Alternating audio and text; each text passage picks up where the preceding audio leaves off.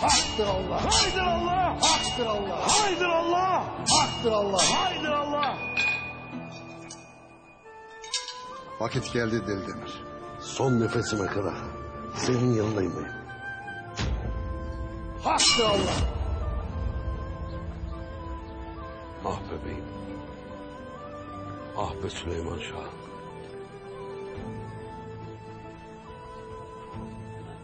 Böyle mi olacaktı iki obanın birleşmesi? Evlatlarımız birbirlerini yerken. Nasıl olacak? Nasıl?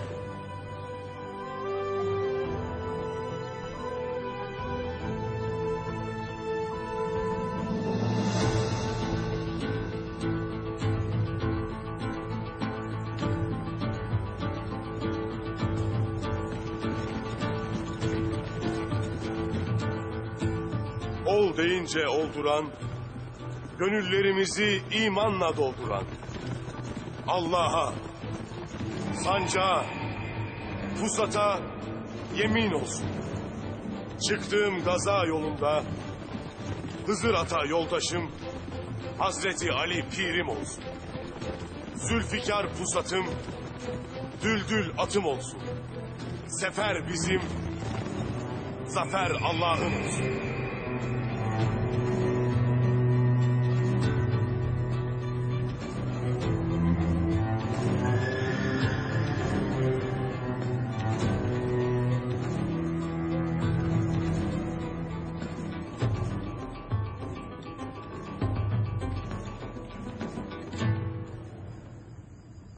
Kayının yiğit alpleri emrine hazırdır Tuğtekin Bey'im. Eyvallah.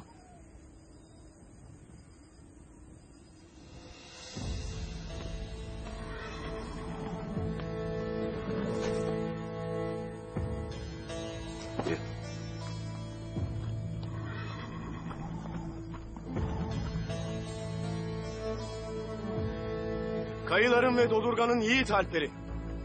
Soyumuz bir, töremiz birdir. Şimdi de obamız bir, düşmanımız birdir. Beylerimiz toyda bir karar aldı. İki obanın alplerine komuta etme vazifesi bana verildi. İmdi vakit, itaat ve birlik olma vaktidir. Tüm alpler bilsin ki, en ufak itaatsizlik cezasız kalmayacak ve kimsenin gözünün yaşına bakılmayacak.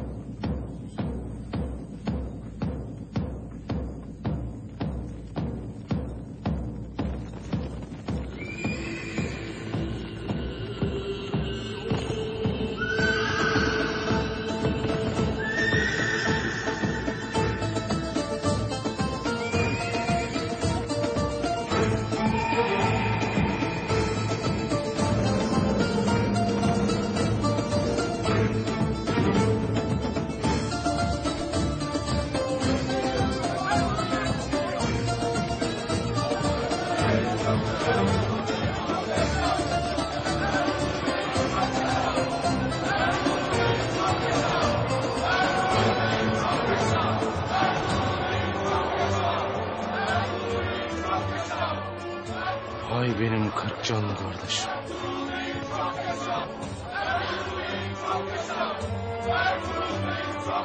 Evet.